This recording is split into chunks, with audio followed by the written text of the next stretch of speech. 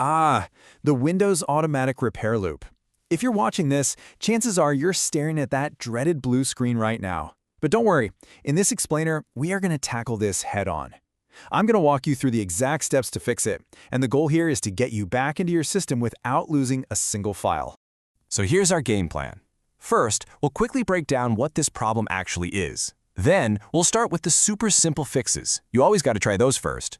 From there, we'll see if we can get into safe mode.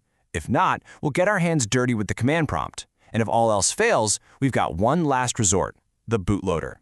Then we'll wrap up with what to do once you're out of the woods. All right, first up, let's get a clear picture of what this repair loop actually is. You know, understanding what's happening under the hood is actually pretty crucial before we just start clicking buttons. So you see this screen, and it feels like the enemy, right? But it's not. Think of this screen as our command center.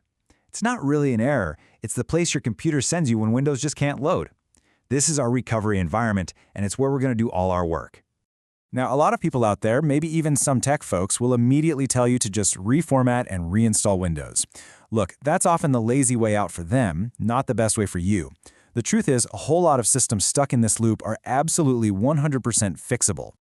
Okay, on to our first real set of fixes. We're going to start with the simplest things imaginable. It might seem a little obvious, but you always want to rule out the easy stuff first. The very first thing I want you to try is exactly what's on the screen. Just hit restart. I know, it sounds way too simple to work, but sometimes this whole thing is triggered by a one-time glitch, and a simple reboot is all it needs. It's a long shot for sure, but you'd feel pretty silly if this was the fix after an hour of advanced commands, right? So assuming this simple restart didn't cut it, our next goal is to get into safe mode. From that main "your PC did not start correctly" screen, you're going to follow this path. Click Advanced Options, then Troubleshoot, then you'll click Advanced Options one more time. In that menu, you're looking for Startup Settings. Now, if you were able to get to that Startup Settings screen, that's a really good sign. It means we have a powerful way to figure out what's going wrong. So, what happened? Did it work?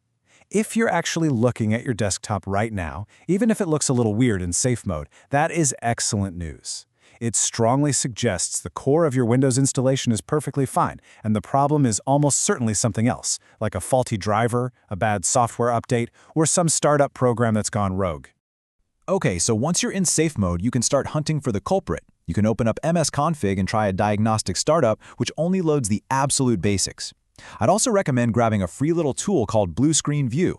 It analyzes the crash files that Windows creates, and it can often point you directly to the exact driver that's causing all this trouble. Then you can just go into Device Manager and get rid of it. But what if you couldn't get into safe mode? If you're still stuck in that blue recovery screen, don't worry, we still have plenty of options. We're just going to have to go a little deeper and use the command prompt. Now, before we launch the command prompt, you'll see two other options in that menu: Startup Repair and System Restore. You should absolutely give them a click first, but I want you to be prepared for them to fail. To be honest, Startup Repair has a crazy low success rate, and most people don't have System Restore turned on, so there won't be any restore points to go back to. Worth a shot, but let's not get our hopes up. All right, time for the command line. Go ahead and launch the command prompt from the advanced options. The very first command we're going to run is chkdsk. Just type chkdsk/fc, just like you see here. This is going to scan your main C drive for any file system errors and try to fix them on the spot. Okay, this next step is hugely important, and it's where a lot of guides get it wrong. We need to run the System File Checker, or SFC, but you can't just type sfc/scannow. If you do that, it's just going to check the files of this little recovery environment we're in, which is totally useless. We have to tell it to check the files on your actual Windows installation. And here's how we do it. We add these two special switches to the command. /offbootdir equals C drive basically tells it, hey, C is the drive we boot from. And /offwindir equals C drive Windows points it directly to your main Windows folder. This is how we make sure we're scanning the right operating system. So what happens if SFC runs and says something like, found corrupt files but was unable to fix them? Well, that usually means its own reference library of good files is also damaged. It's like trying to fix a car with broken tools. But don't worry, we can fix the tools. The tool for this job is called DISM. You're going to run the command you see on the screen. This tells DISM to go in and repair that component store on your C drive. Now, this is crucial. After this command finishes, You have to run that full sfc command from the last slide one more time.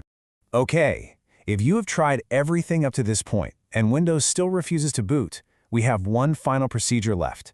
This is our most powerful fix, but I have to warn you, it also carries the most risk. Please pay close attention to this. This next step is going to permanently destroy the built-in Windows recovery partition, the very thing we've been using this whole time. That's why we save it for last. If this process fails, you will not be able to get back to this recovery screen. You will need a Windows installation USB drive to do anything else. All right, here's the plan. We're going to use a tool called diskpart to find the small partition that holds all the boot information. It's usually about 100 megabytes. We're going to assign it a temporary letter, like V, and then we're going to format it. This completely erases all the old, corrupted boot files. We're wiping the slate clean. And this is the command that does the magic. bcdboot tells the system to create brand new boot files from scratch. We point it to our main Windows folder on the C drive, and we tell it to write those new, clean files to our freshly formatted V drive using the modern UEFI format. Phew. Okay, that was the last, most invasive repair we can do from here.